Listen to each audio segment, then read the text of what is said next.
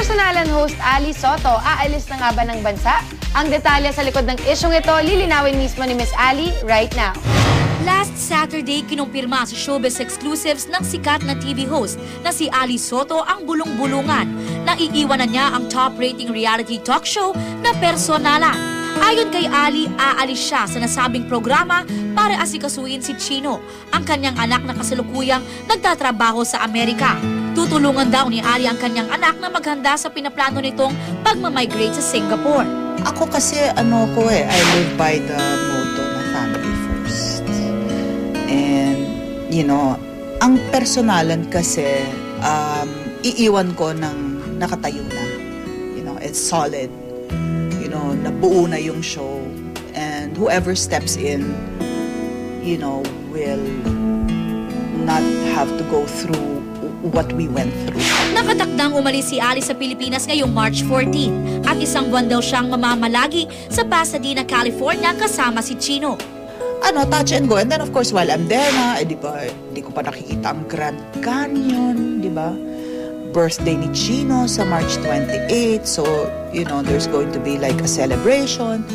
And yun nga, the trip to the Grand Canyon na nasa bucket list ko. Kung makita. Alam mo na bang traveling ang isa sa mga, di ba? Hindi ako bibiling Birkin bag. Pero dapat makabiyahe ako. Hindi pa man isinasa publiko kung sino ang papalit kay Ali bilang host ng Personalan, ipinarating na ng batikang TV host ang kanyang mensahe sa artistang hahalili sa kanyang programa. Well, you're in good hands.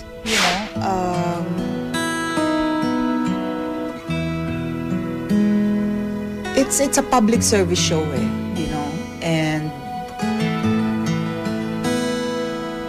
you have to have the intention talaga na makatulong, and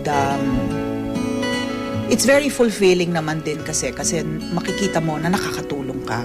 Siguro kung if there's a way also of na medyo detached ka ng konti, di ba? Na siguro isipin mo na trabaho lang, di ba? I think whoever will step in will be in a better place than I was. Ikinuwento ni Ali sa Showbiz Exclusives na sa kanyang pag-alis sa programang Personalan, maraming bagay ang kanyang mamimiss. Mamimiss ko yon, yung creative differences na pinaglalaban mo, di ba? Well, of course, mamimiss ko yung samahan because, I had fun. Mamimiss ko na makatulong. Kasi, parang mahirap desisyonan na kailangan kong proteksyonan yung sarili ko na na-absorb ko yung negativity. Diba? Na iniisip ko yung sarili ko. Pero at the same time, alam ko na marami kaming natulungan. Mamimiss ko na maraming aral.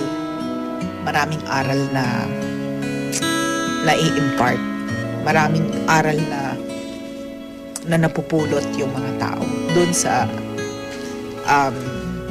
ginagawa namin. Ipinaabot din ni Ali through Showbiz Exclusives ang kanyang taus-pusong pasasalamat sa lahat ng mga kapusong tumangkilik sa kanya bilang host ng Personalan sa nakaraang 7 buwan. Sa lahat po ng masugid na sumusubaybay sa Personalan at saka yun pong walang sawang sumusuporta po sa amin, maraming salamat po na inilagay niyo po, iniluklok niyo ang Personalan doon sa lugar kung nasaan po ang palatuntunan namin ngayon. Maraming salamat, and I really beg for your understanding. Sana po maintindihan niyo po kung saan po nanggaling yung desisyon ko na naiwan po yung Personalan.